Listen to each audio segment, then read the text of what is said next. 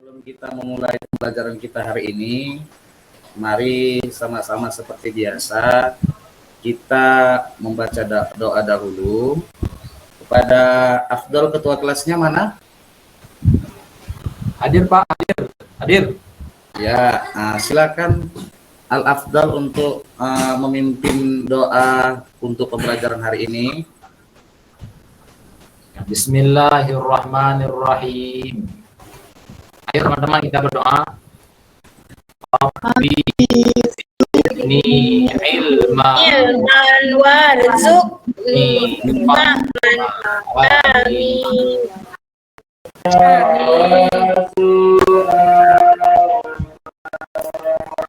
Nah, selanjutnya setelah kita membaca doa, anak-anak sekalian, mari sama-sama saya akan membacakan dulu absen kita semua biar kita tahu siapa yang hadir dan tidak hadir. Rini Widyaningsih ada.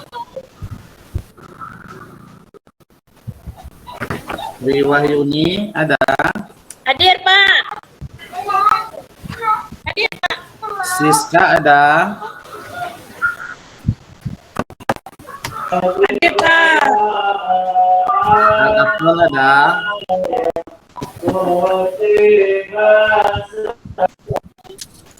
Ada semua ya. Baik, Bapak semua, semuanya dengar semua apa yang Bapak sampaikan ini? Dengar Pak. Nah, baik, di dalam pembelajaran kali ini kita memasuki pembelajaran tentang keteladanan Nabi Ibrahim. Di situ nampak semua, anak-anak semua nampak? Nampak Pak. Ada Ka'bah Pak. Iya, ada Ka'bah, ya benar.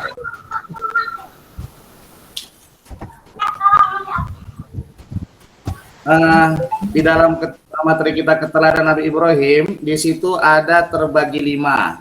Yang pertama pengertian, yang kedua tentang dalil naklinya, yang keempat mukjizatnya, dan yang kelima adalah hikmahnya. Nampak semua? Pak. Jadi pertama kita mengetahui dulu apa pengertian tentang keteladanan Nabi Ibrahim. Keteladanan adalah menghargai ucapan, sikap, dan perilaku yang melekat pada pendidik. Menurut Kamus Besar Bahasa Indonesia, pengertian keteladanan berasal dari kata teladan yang artinya hal yang dapat ditiru atau dicontoh. Dan menurut Lahun Nisa, pengertian keteladanan berarti penanaman akhlak, adab, dan kebiasaan-kebiasaan yang baik. Jadi dapat kita simpulkan bersama bahwa keteladanan Nabi Ibrahim adalah salah satu manusia yang sifat, sikap, dan tingkah lakunya dalam menyembah Allah sehingga kita dapat meniru dan kita mencontoh sebagai sauri teladan yang baik. Inti dari keteladanan ini, kita wajib atau mencontoh yang baik apa yang terdapat di dalam keteladanan Nabi Ibrahim. Ayat 79 yang berbunyi inni wajjahtu wajhiya lillazi fataras samawati wal ardh hanifan wa ma ana minal musyrikin. Sesungguhnya aku menghadapkan diriku kepada Tuhanku yang menciptakan langit dan bumi dalam keadaan cenderung kepada agama yang benar, dan aku bukanlah termasuk orang-orang yang menyekutukan Tuhan. Di samping itu, dapat kita simpulkan bahwa Nabi Ibrahim telah meletakkan prinsip dasar pelaksanaan proses ibadah yang dilaksanakan umat Islam pada bulan Dzulhijjah. Mungkin anak-anak tahu semua ceritanya kan tentang ketabahan dan kesabaran Nabi Ibrahim ketika dia mendapatkan pesan dari Allah Subhanahu wa taala untuk menyembah anaknya. Siapa nama anaknya? Ismail Pak. Ismail. Iya, betul. Pintar-pintar sekali anak Bapak. Menyembah. Dengan fakta bicara semacam ini, maka tidaklah berlebihan kalau akhirnya Nabi Ibrahim secara khusus dikukuhkan sebagai panutan umat Islam dengan menggunakan berbagai ungkapan bahasa. Dan masing-masing ungkapan bahasa tersebut memberi penekanan terhadap karakter yang berbeda. Namun, di dalam diri Ibrahim persepsi alaihi wasallam adalah untuk kesabarannya dan keteguhannya dalam memberikan kebenaran yang perlu diaplikasikan di dalam kehidupan nyata. Selanjutnya, di sini Bapak ada memberikan tentang mukjizat Nabi Ibrahim. Siapa tahu arti mukjizat anak-anak Bapak? Kelebihan, Pak. Kebesaran, kelebihan, kebesaran. Iya, di sini ada Bapak berikan pengertian tentang mukjizat. Mukjizat adalah sesuatu yang luar biasa dan biasa terjadi pada diri Nabi atau Rasulullah untuk membuktikan bahwa dirinya adalah Nabi atau Rasulullah yang tidak dapat ditiru oleh siapapun. Mukjizat itu sendiri terbagi 4 macam. Ada mukjizat kauniyah, ada mukjizat salbiyah, yang ketiga mukjizat akliyah, dan yang keempat mukjizat syahsiyah.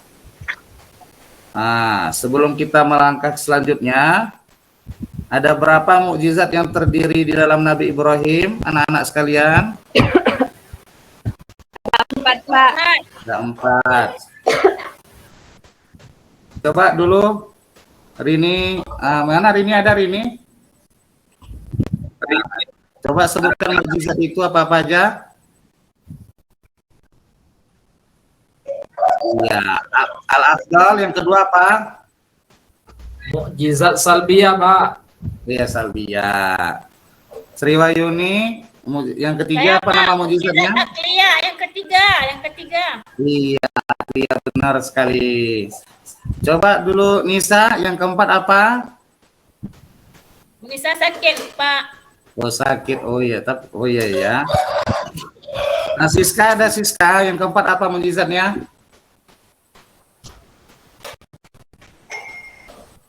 Siska mana Siska? Kabar mandi ya? Ya.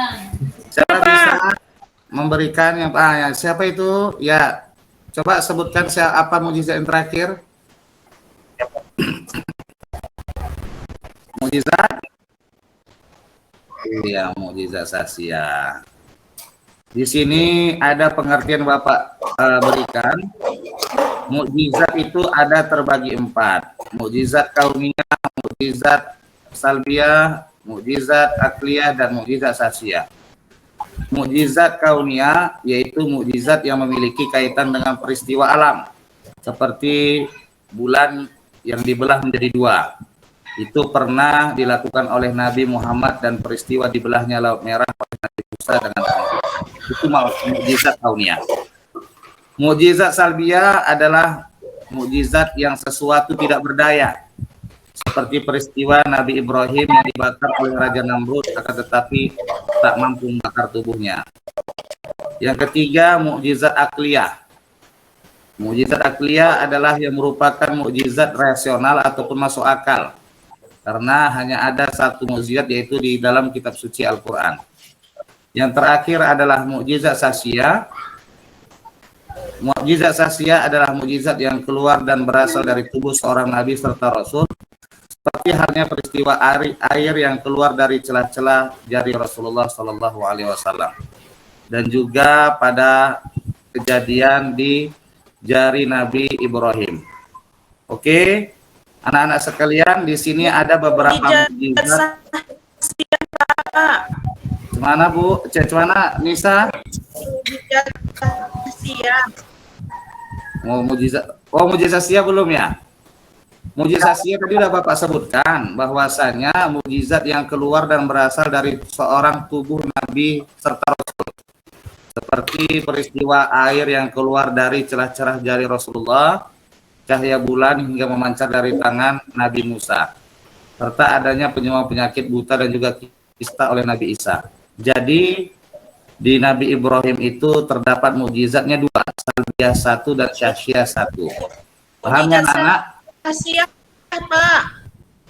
Mana Nisa? Syahsiyah. Sasia sudah saya jelaskan tadi, di mana kurang pahamnya? Belum paham, Nisa? Baik, coba Nisa perhatikan lagi. Di dalam mukjizat Nabi Ibrahim terdapat 5 mukjizat. Yang pertama, Nabi Ibrahim itu diberikan oleh Allah Subhanahu wa taala mukjizat tahan api. Jadi waktu kejadian Nabi Ibrahim itulah yang menjatuhkan, merubuhkan patung-patung, maka raja itu marah, Nabi Ibrahim dibakar oleh api. Tapi Allah memberikan mukjizat dengan dia bisa menahan panasnya api. Kemudian Nabi Ibrahim yang kedua mukjizatnya adalah darinya mengeluarkan madu. Itulah salah satu contoh yang ada di mukjizat Syaskia tadi, Nisa. Nah, yang ketiga mukjizat Nabi Ibrahim menghidupkan makhluk yang mati. Yang keempat, mukjizat Nabi Ibrahim adalah mengubah pasir menjadi makanan. Dan yang kelima, mukjizat Nabi Ibrahim adalah bisa membangun Ka'bah. Oke, semua anak-anak, ada berapa mukjizat Nabi pada diri Nabi Ibrahim? Ada 5, Pak. 5. Ya. Al-Afdal sebutkan dulu bisa.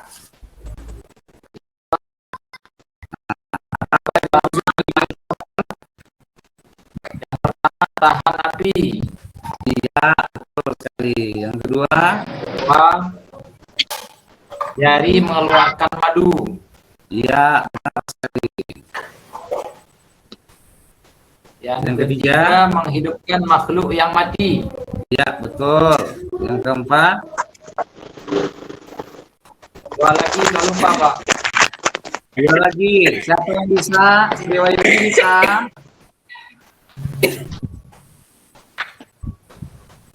Siapa yang bisa dua lagi? Yang tadi Abdul sudah menyebutkan 3 mukjizat yang ada pada diri Nabi Ibrahim, 2 lagi yang ada pada Nabi Ibrahim. Siapa? Ya, hari ini membangun Ka'bah. Terus? Paham, Pak. Paham, Pak. Ya, benar. Interview. Paham, Pak. Paham. Paham. Paham, Pak. Paham. Selanjutnya kita memasuki hikmah-hikmah keteladanan Nabi Ibrahim. Yang pertama hikmahnya setelah kita mempelajari dan mengikuti kehidupan sehari-hari, maka kita akan mengetahui hikmahnya apa. Hikmahnya adalah tetaplah bersabar dan berusaha menyebarkan hal yang baik dengan cara yang tepat. Seperti yang Ibrahim buat oleh kaumnya pada saat itu, dia yakin dan benar dalam hatinya bahwasanya patung itu bukanlah Tuhan, melainkan patung itu yang dibuat oleh manusia. Yang kedua, hikmahnya adalah berpikirlah kritis, tidak mudah mengikuti hal yang tidak benar. Artinya kita harus berpikir secara logis, akal, layak tidak dikatakan berhala itu adalah Tuhan. Yang ketiga, berbaik sangkalah kepada perintah dan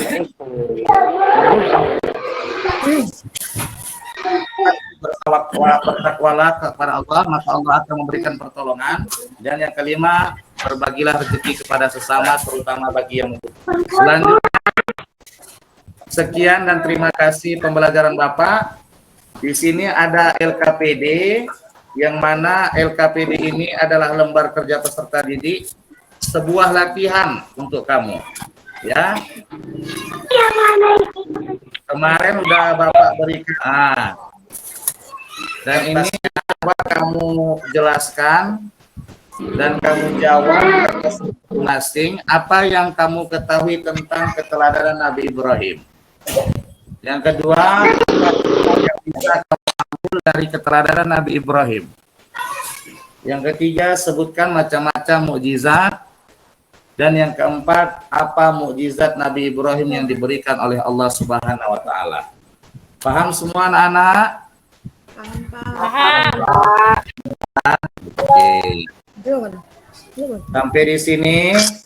Nanti setelah itu Bapak kasih waktu sekitar 10 atau 15 menit dan segera tunjukkan ke depan. Baik, terima kasih semua anak-anak. Pembelajaran kita tentang keteladanan Nabi Ibrahim sudah selesai.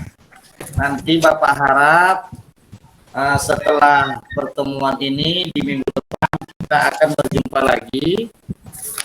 Bapak akan mengumumkan siapa nilai yang terbaik. Wabillahi taufiq wal hidayah. Aqulu lakum syukran katsiran. Assalamualaikum warahmatullahi wabarakatuh. Waalaikumsalam warahmatullahi wabarakatuh.